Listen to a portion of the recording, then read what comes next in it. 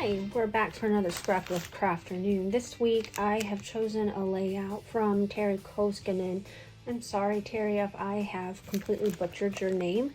We'll have all of her links, including her YouTube channel, below in our description. There will also be a collaborative playlist for you to click on so that you can just watch all of the videos in one swoop, and that way you don't miss any of the goodness that these ladies do each week. So I have decided to use my February 2021 HKC kit. It has some Paintbrush Studios papers, some HKC exclusives, and some Simple Stories embellishments in it. And so for this layout, which I will do a cutaway here in a minute so that you can see it really well, I will be using this kit. So I have pulled out this particular piece of pattern paper.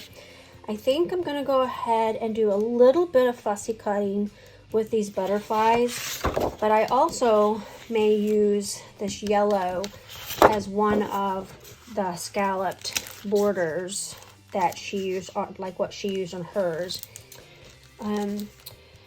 I may find my title in here. There's also a couple of the butterflies in here. And if I don't find a title in that, then I'll probably pull from the HKC exclusive stuff. But let's see what I'm going to do. I'll be back in a few, and we'll go through what she did as well as my process in doing this. So I'll be back in a few. Got an important step in her layout, which I'll post up here in the corner for you in a second. She has some leafy foliage on that layout. She used Figgy Booten Wildflower and Honey collection, I believe, for her layout, and I actually own that, so I could cheat and I could just do that. But Anna gave these to me, and I wanted to play with this stamp and the die set and the stencils as well. So just wanted to throw that I was going to use these pieces as well, and I'll probably start with that in my... So I did go ahead and decide to start with the stamping and stenciling process. I wanted this to be softer because the pattern papers that I chose are really soft in color, so I didn't want to stamp this in black. I used a darker gray, and I kind of wish I'd actually used an even lighter gray, but once I got the color in it, it looks really good in my opinion, so I went ahead and went with it and didn't redo them. I chose some Paintbrush Studios inks because that's what I have a full collection of. I do have all of the distress inks, but I usually don't stamp with those. I usually play with those, so maybe one day I'll sit down and just stamp with the distress ink pads as well, but for now I chose some Paintbrush Studio inks for this particular layout, and I end up using quite a bit of my Paintbrush Studio inks in this layout. So I am just using my stamp tool, and I see that you can see little kitty feet walking by. He thinks he belongs on my table. I have a whole different setup now. It's across the room, and he still walks across my table and gets into videos. I give up. He's cute, so that's okay. So I didn't want to make you sit and watch me do all three of these. I did stamp 3 of these images. I'm going to go ahead and color this one. The third image I set aside to use on another layout at another time. And I'm just going to use a green Paintbrush Studio. This isn't Fresh Pear, this might be Mint that I picked up. I thought it was my lightest green, but it turns out that my Fresh Pear might actually be lighter. But this is still the right color for this page, and the final die cut image looks really nice in my opinion. So I got a new toy for Christmas. My husband bought me the Sizzix Big Shot Switch Plus for Christmas. My kids say I'm spoiled. I say I'm loved. You choose.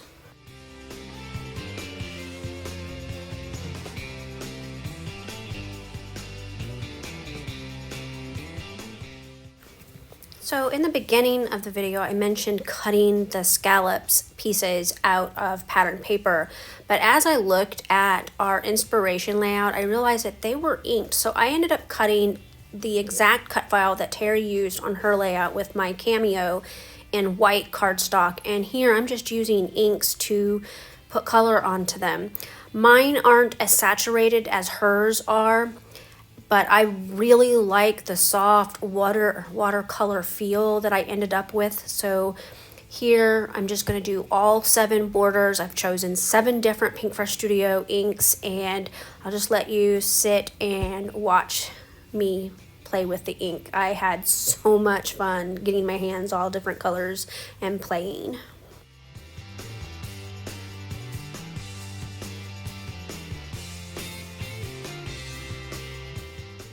Did you notice that I gave up on the packaging for this technique? I ended up just using my glass mat in the end to do the remaining 5 of them because it seemed like I was getting more ink from the glass mat than I was from the packaging itself. With exception was that Ballet Pink ink pad. It is so light that it really was hard to get any color on it at all. Kind of wondering if I need to get a refill for it or if it's just how that particular color works. I really like the peach fuzz. This is this peachy color and it goes really well with these papers. You are going to notice that I end up breaking this border right there. It's okay. In the end, you can't tell in the final layout that I broke it, and I didn't recut it.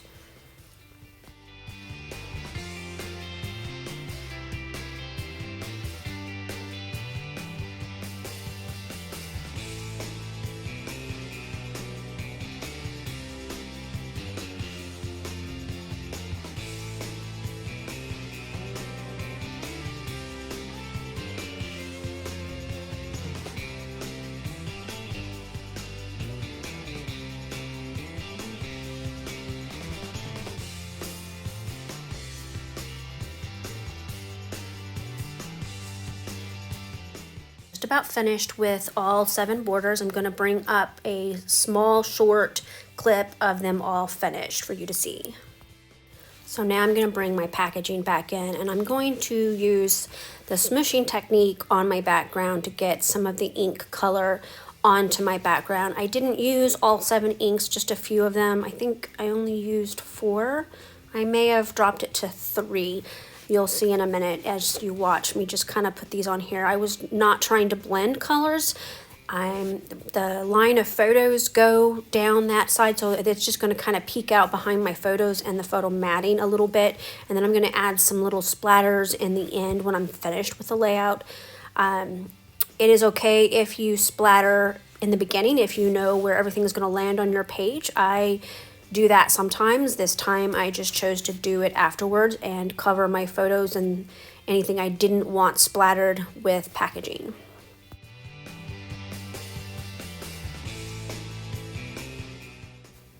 Now that I've finished my background and I've inked my borders, I'm going to go ahead and start putting this layout together.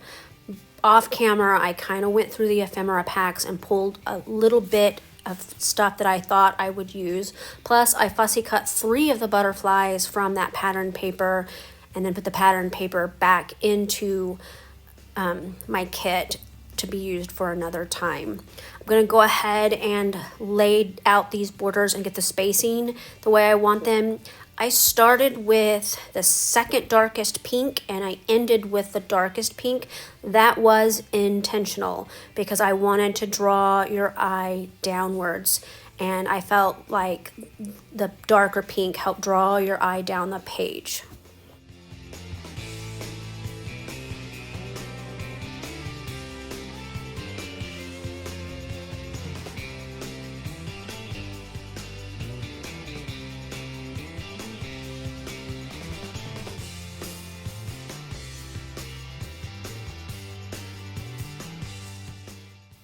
And there goes that cat again, right across my workspace. I really thought he was going to sit on it. And you see me kind of pat his bottom. That was to encourage him to keep going.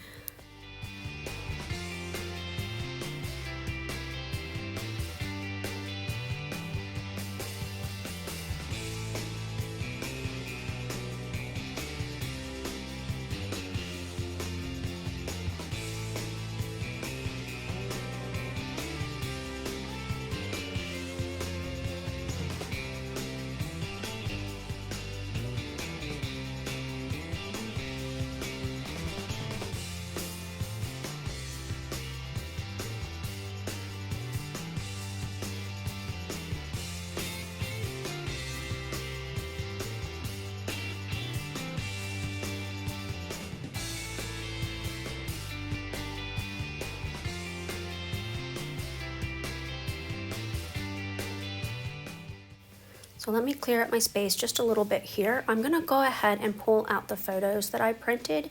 I printed 4 photos. Her layout has 3 photos, and her photos are in portrait orientation. Mine are in landscape. The story behind these photos is we had in our homeschool, we hatched some painted lady butterflies, and we watched them from the caterpillar stage and watched them go ahead and spin their cocoons, and then they hatched. The day that these photos were taken were the day that they all had fully emerged from their cocoons, and we released them into our yard. This is my daughter Emily holding them. She had just learned how to put acrylic nails on her fingers, and I think that was her very first set on her hands. So Tehri used some notebook borders in her inspiration layout.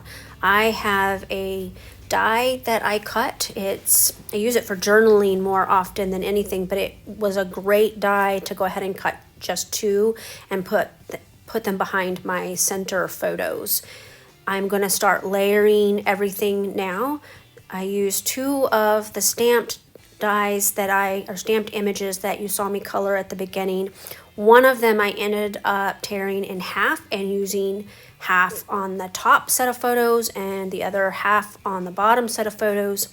I have also already put my butterflies on foam dots and bent their wings up so that when they are on my page, it looks like they're flying.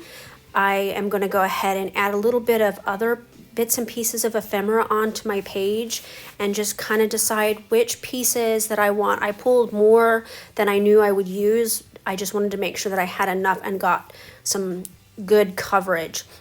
Now the butterflies, I ended up moving so many times before the final photo was taken, and so I think at the end of this they're in one place, but if you will look at my close-ups, they end up in a different place, and some of them are turned in different orientations than what you are going to see here.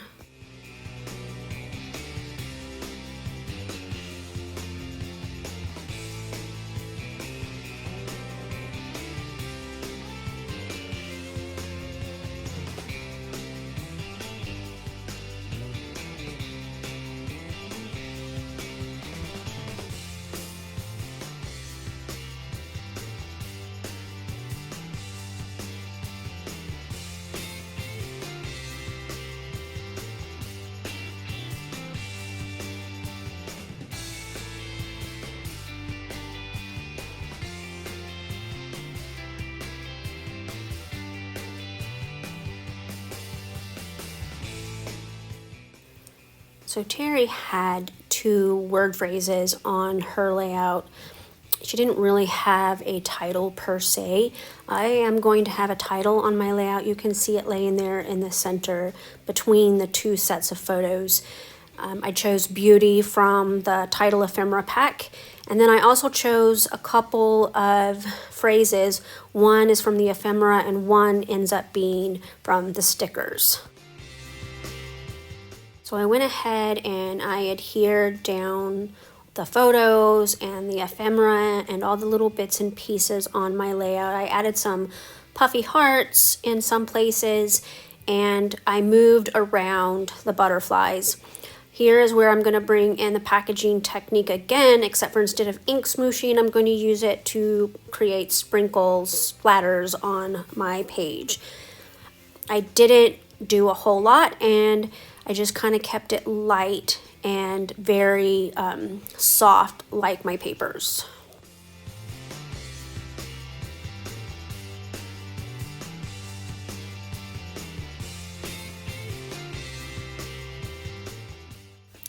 So I'm going to go ahead and finish up here.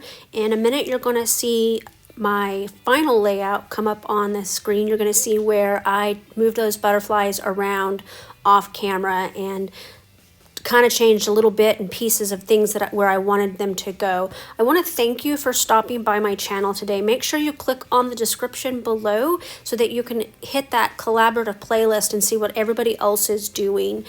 If you liked my video, please click the thumbs up, and if you are not a subscriber, I'd love to have a new subscriber. You can subscribe by hitting the subscribe button below. Have a great Sunday afternoon. Bye.